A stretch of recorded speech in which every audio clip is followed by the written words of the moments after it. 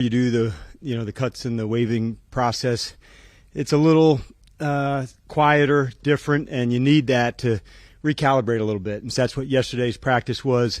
It was good to get back on the field because that day is heavy, and I talked to you about that yesterday. And so today, man, it was awesome. Getting back on the field, good hot day, going against one another. We had a lot of red zone work, and then they get a chance to have 3 days in a break, and they've definitely earned it. Our times together as players and coaches are intense. There's chaos, and so it's good to have a few days to clear your head and come back and absolutely go attack the season. So I really like how it's been laid out. The guys, through a great training camp, really have pushed it. We found roles. We're still working through some smaller ones, but for a big part of it, there's a lot of roles that we can see. It's clear and how to use the players and put them in the best spot. So wanted to hit you on that, and then we'll get started. Hey, Dan. I wanted to ask you about team captains. Have you decided on who they're going to be, and what's your process for naming them? We'll be using game captains. And I'll also utilize a group of some leaders that will be kind of with me on some decisions that or emphasis that I want to make with the team. But we'll pick game captains until the postseason, and then we'll pick postseason captains that'll be throughout. So when you say game captains, each game a different guy will wear the C on his chest? They won't wear it, but they'll be a captain. I bugged you enough today. Thank you. I'll let you go. Thank you. I knew it couldn't last. All right. You picked up Noah Brown. What does he add? I think the first thing I think about with Noah, this is a dog-ass competitor. Like, he is a really physical player. He's got a great background both as a receiver on teams. He's a fantastic teammate. And so when we had the ability to add him to this group, it was a very easy decision from the coaching side. And Adam had, certainly scouted him and knew him. And so he brings a lot to our team. So I'm excited for everybody to get to know him and be around him. He and Terry were actually part of the same recruiting class at Ohio State. I knew they had played together, but I didn't know they had come in together.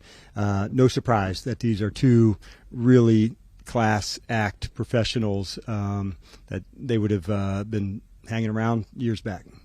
And then two of the guys you guys brought in the offseason for the offense, Austin and Zach. What have you seen from each one of them specifically? And Zach seems to feel he's in the best.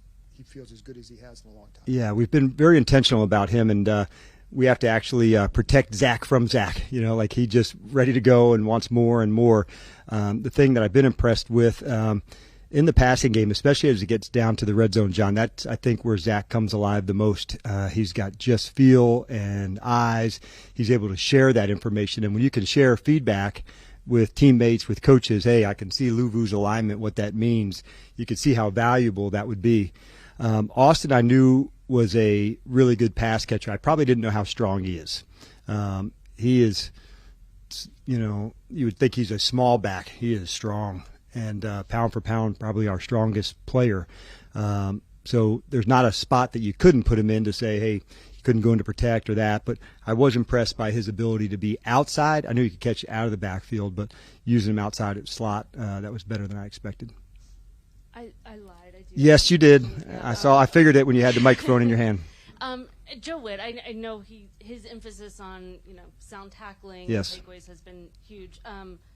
How have you seen that translate with players? How has his teachings come across to players? Yeah, I think what I love and really admire about Joe is, like, he has got really firm principles and standards, and he doesn't back off of them. When he sees it, he recognizes it. When he sees it on the other side that it's not good enough, he'll also recognize it. And even more impressive, which you always like about a good leader, if he felt like he did something wrong, he acknowledges that too.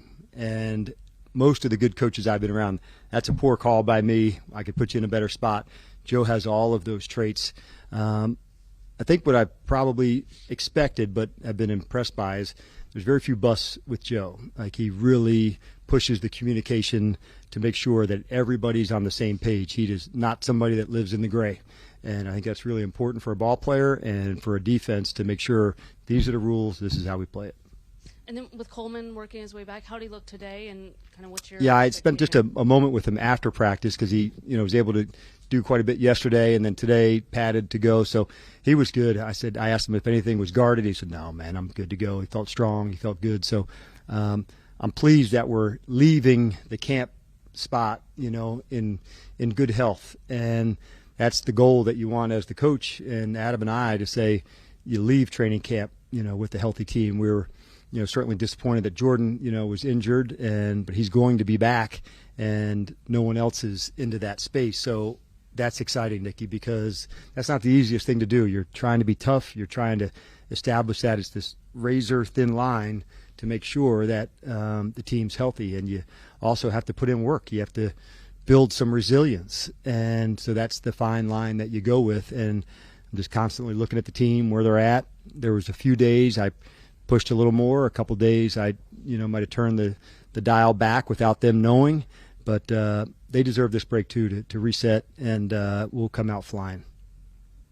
Because they were too afraid to ask. Johnny Newton, where's he at? Yeah, so Johnny's doing good. That's okay. I like it. Today's kind of fun. The part for Johnny, he's the change of direction, the speed is good. I think you'll probably see him back into these practice reps coming up beginning into next week, and then we'll have a better estimation if he's ready to play, depending on how much practice he gets in. He's chomping at the bit, much like Coleman was. Coleman was just a little further along, different injury, obviously, but it's not far, and I'm excited to get him back into the mix. He's definitely wanting to do that. We're just not going to miss a step with him, Ben.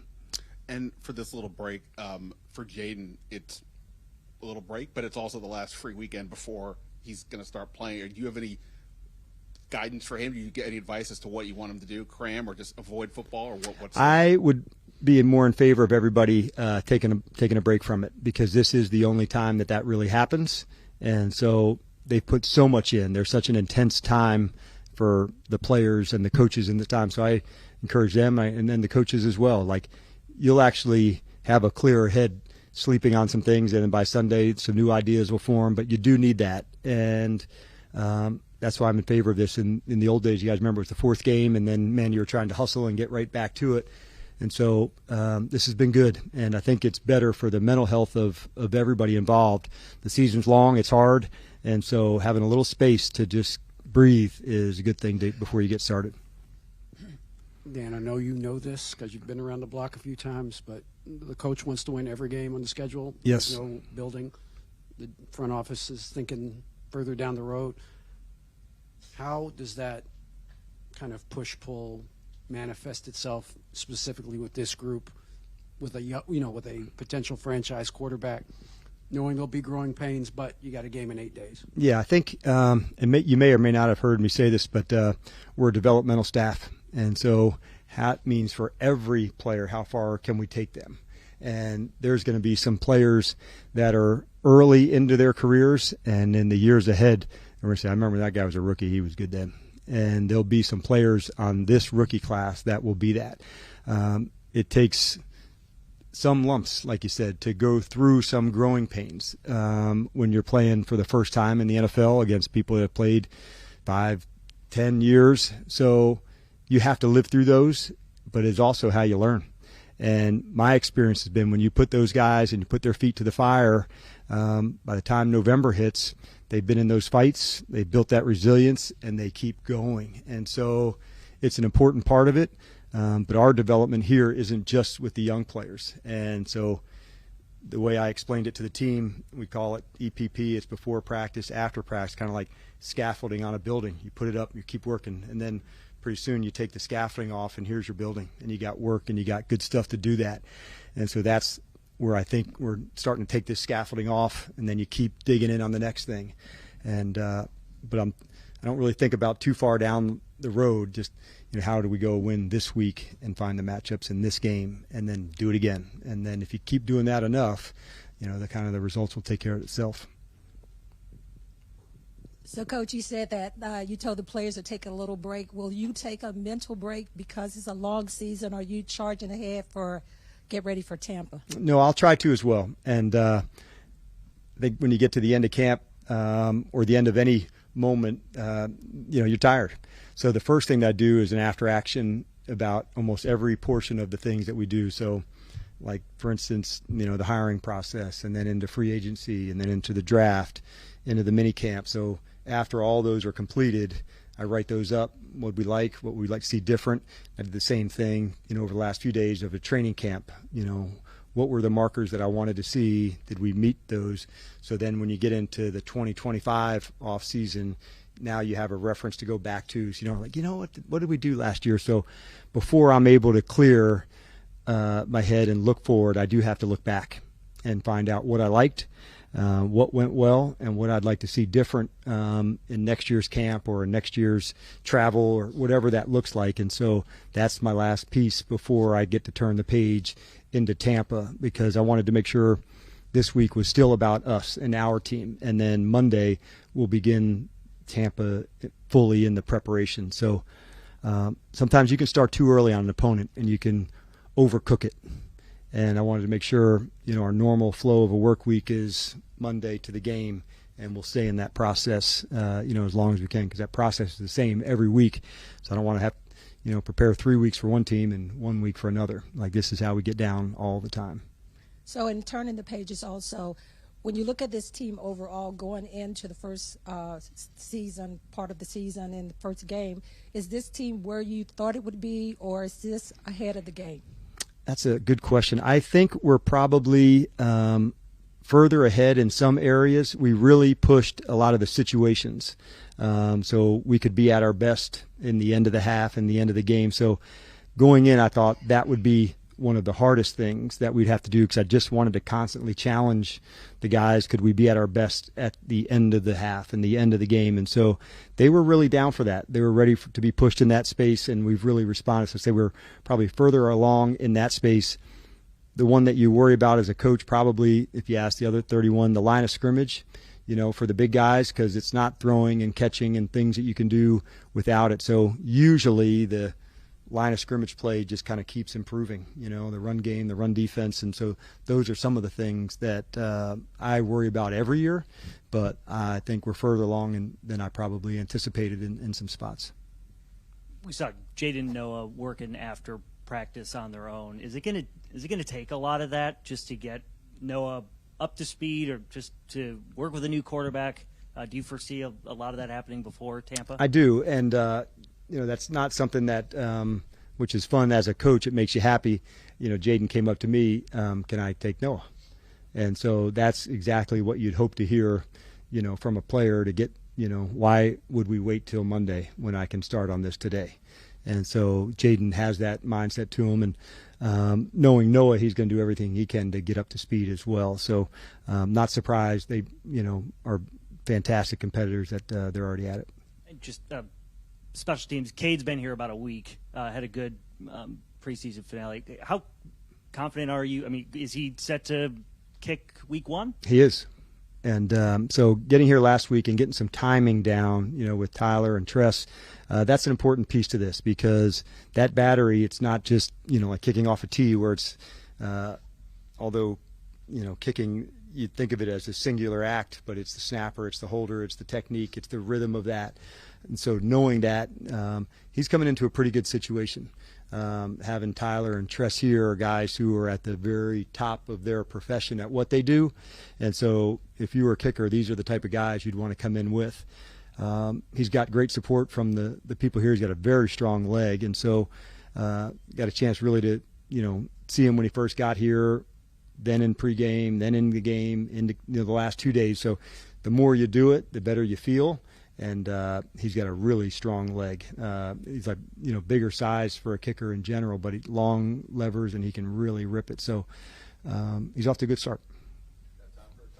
The after-action evaluations that you do, have you always done that? Yeah, I'd say not always, but I did learn it from, some friends in the military, and it made a lot of sense to me. So I think we've all probably been there. What did we do the last time? How did that go? And I wanted to find if this can be different and better, then let's go through that. And so it just keeps me on track, Nikki, honestly. So I just try to do it after every marker, in a season or the off season, and it helps me up to speed. I've got years of them that, sometimes I refer to and use it again.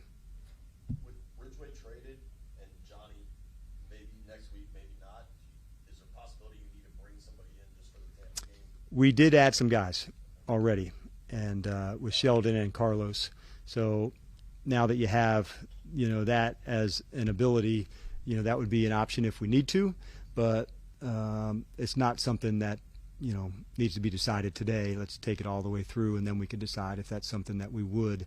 But I think what I appreciate about Adam, he's always kind of thinking ahead and what would we have, what are contingencies if need be, and that's why I have so much trust in him.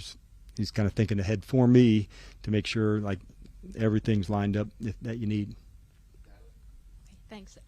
Coach, you mentioned a lot of these guys are finding their roles. There's some smaller roles that are still going to need to be figured out down the road. But when it comes to the addition of Noah, not necessarily what he adds to the wide receiver room, but the roles of just the room as a whole now. How are you seeing that kind of construct in your mind? Yeah, I actually, I know it's been a big topic, but I really like the wide receiver group.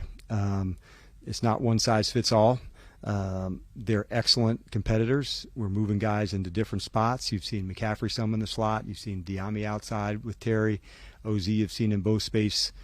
Pringles, made a good push here. JC in the slot. So there's kind of just a good mix of players that are, I think, going to be exceptional at their roles. And the best of the best teams have that. And knowing that if you can do this one thing really, really well, we can build around that. You don't have to be exceptional at everything, but this one or two things I'm better than anybody at, and then you build around it from there. If you have the player that's exceptional at everything, well, that's a hell of a deal, and that's many $1 million later ball players. But what I can say is when you do with it through different people and they deliver, there's a lot of pride that goes with that on the team and amongst their teammates, and that's why I'd made the comment my favorite part of this team is the team. And they're just pulling for each other. They have really high standards. They're competing. We've had days like Miami and days like today, which are really hot, and just went after it. And I think that's a sign of a team that's just ready to go fight. All right. Appreciate it, Coach. All right, you guys have a great weekend. We'll see you next week.